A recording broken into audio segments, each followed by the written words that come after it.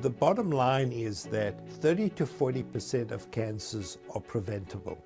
And there are simple things that people can do to reduce your risk of getting cancer. In this episode, I sit down with Dr. Paul Merrick, a founding member of the Frontline COVID-19 Critical Care Alliance, FLCCC, and former chief of pulmonary and critical care medicine at Eastern Virginia Medical School.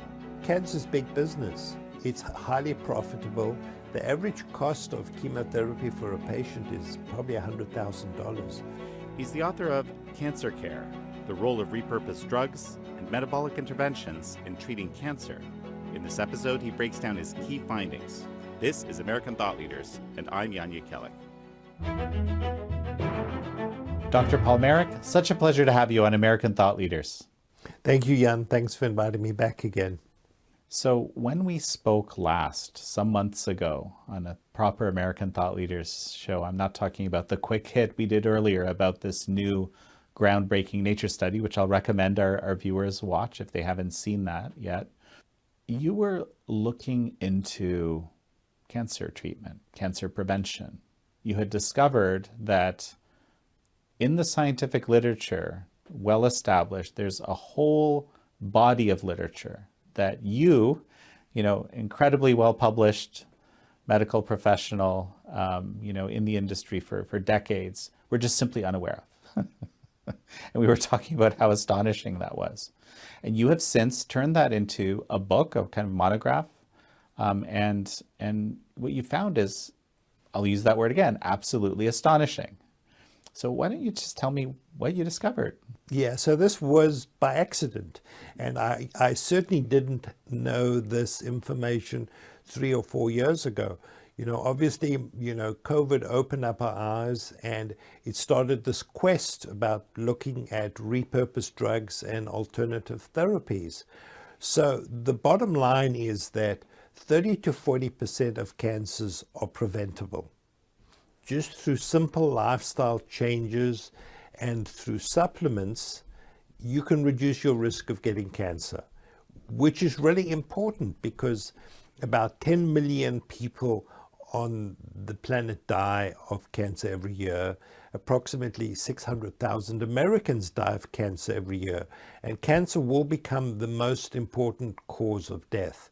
It's going to affect 1 in 2 men and 1 in 3 women. So it is a very common disease. And there are simple things that people can do to reduce your risk of getting cancer. And this is well published. It's just been hidden in the literature. It's really important. And then similarly, there are very simple, effective measures that people who have cancer can take to improve the quality of their life and to increase the risk of their chances of going into a remission. And these are simple lifestyle changes, dietary changes, and the use of many over-the-counter supplements. I'm going to take myself back some years. And I remember I watched this documentary about a Dr. Brudzinski from Texas. Actually, in Polish, you would say his name Budzinski, but that's how I always thought it. But, it was a very interesting documentary because it chronicled a doctor who's been in practice for decades. He had found, according to the documentary, something called an anti-neoplaston, a way to treat cancer. And he had a clinic that he developed, and which was ostensibly successful. All sorts of people, industry, government have been trying to shut him down for decades, but were unable to do so, and he continued on.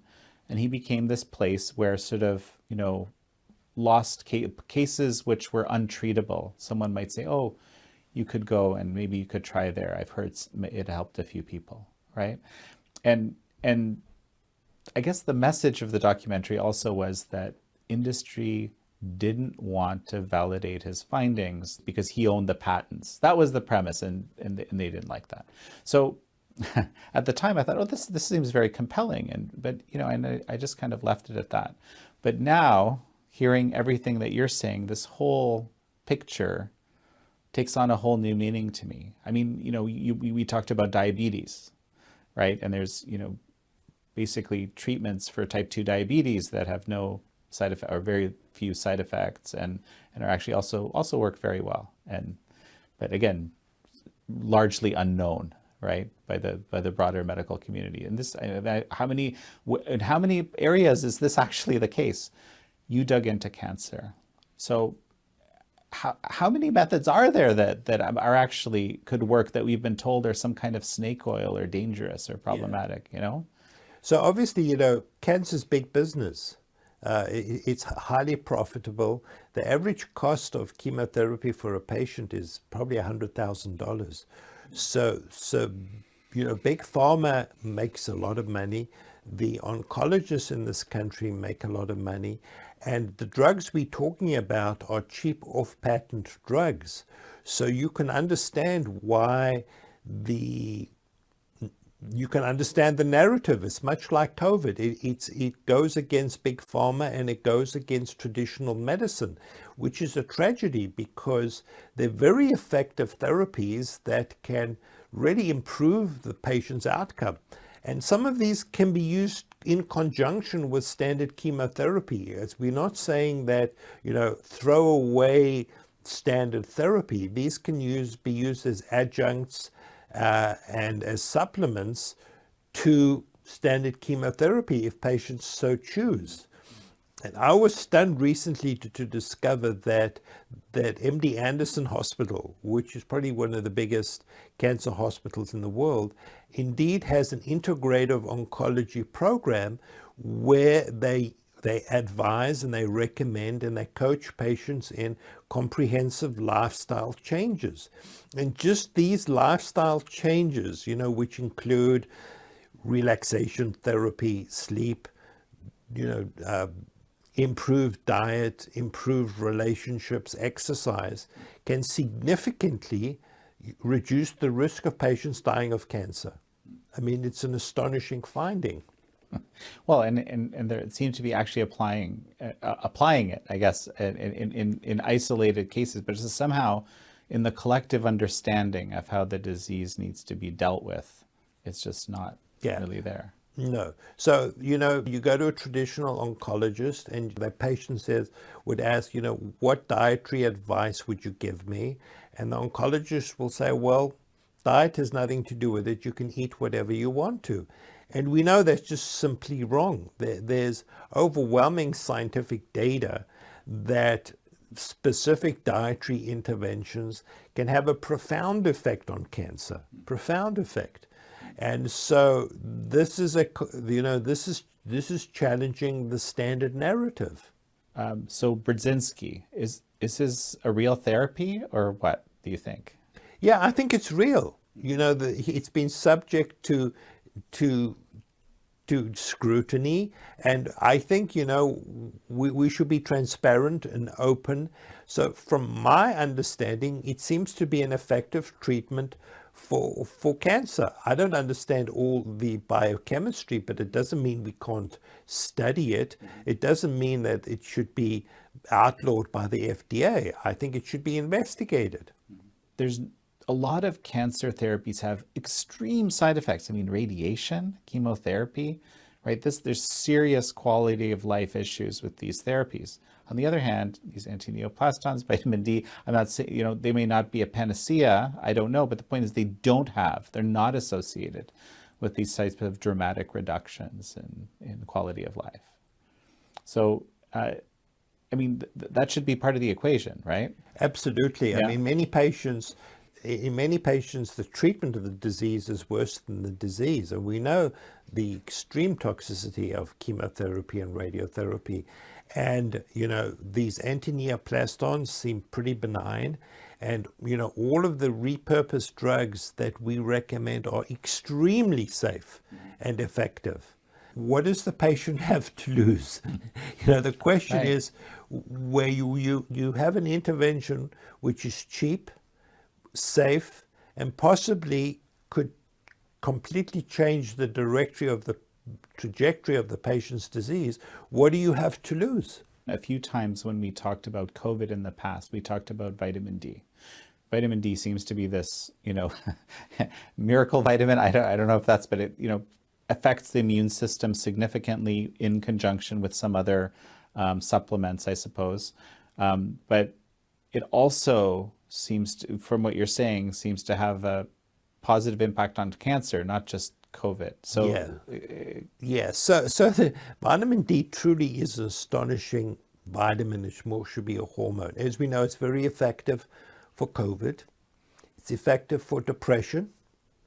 It's effective for Alzheimer's disease. It's effective for diabetes. And it just so happens it's highly effective in both the prevention and treatment of cancer. There's overwhelming data that patients who are vitamin D deficient have a much higher risk of developing cancer. And as we know, as you go further from the equator and you get less ultraviolet B and you get less vitamin D, your risk of cancer goes up. Your risk of Alzheimer's goes up. And there's really good data. If you give patients vitamin D, you reduce their risk of getting cancer. And patients who have cancer, if you give them high dose vitamin D, it significantly improves their chances of going into a remission. And this is a simple over-the-counter medication. Presumably some of these things could also be used in combination. I mean, you could do a diet change, you could do vitamin D, and you could also do chemo at the same time. That should help you, right? Or is Absolutely. So what you say is true. These things work much better in synergy when they're done together. So for example, one of the things we recommend is intermittent fasting or time-restricted feeding. It's been shown in the literature, in the oncology literature, if that you do time-restricted feeding at the same time you're doing chemotherapy, you get a much better response.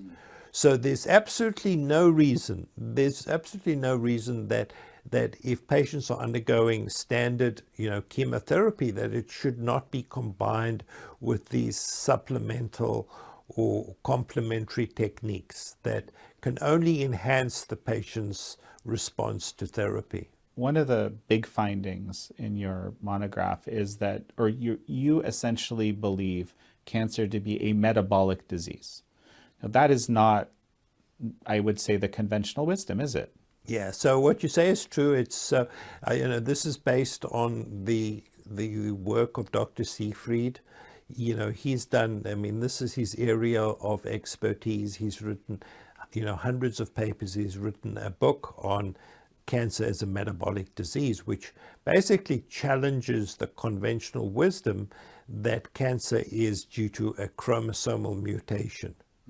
And so that has a profound implication, because if it's a chromosomal disease, then the current chemotherapy it fits with that narrative. But if cancer is a metabolic disease, then the standard approach is not going to work. And there's overwhelming evidence. There's overwhelming evidence in the literature that it's not a chromosomal disease. It's a metabolic disease. In fact, the person who discovered DNA, Watson and Crick, Dr. Watson has basically said in an op-ed that he doesn't think cancer is a chromosomal disease, and we should look at the metabolic changes that happen in cancer. Well, I guess the question is, couldn't it be both? Like, couldn't there be genetic, mutations? I think that we know that it's mutations that actually cause cancer effectively, right? But the question is, how does that happen? And couldn't both mechanisms be right? Yeah, so you're right. There is a complex interplay between metabolism and genetics. We know there is some genetic predisposition. For example, we know that women with the BRCA gene have a much higher risk of developing cancer. But what's interesting is the risk of getting cancer nowadays is about 60 or 70% of getting breast cancer. 30 or 40 years ago, it was 40%. So it does illustrate that there's an interplay between, environmental and lifestyle changes and genetics. But the current thinking is maybe 5% of cancers are due to chromosomal or genetic defects. It appears that most cancers are not genetically determined. there's been an increase, right, in a significant increase in a variety of metabolic diseases. To my eye, I have not studied this, but I mean, and just in general, I guess in America, there's this obesity epidemic, right? I'm sure that actually has a significant impact on obviously on metabolism. How could it not, right? I suppose. But what did you find are the kind of core kind of causes in your understanding? So there's a strong link between obesity, insulin resistance, and cancer. Probably underlies 30 or 40% of cancers are due to obesity and insulin resistance. There's a very strong association. And so there's an association between the intake of high glycemic index foods and sugar beverages and cancer because of its effect on insulin resistance. So there's overwhelming data, and as the incidence of obviously obesity is increasing, so it seems in parallel the incidence of cancer is increasing. And then obviously there's the problem of environmental carcinogens just to layer on top of this problem. Over the past years, I've noticed an increasing perspective.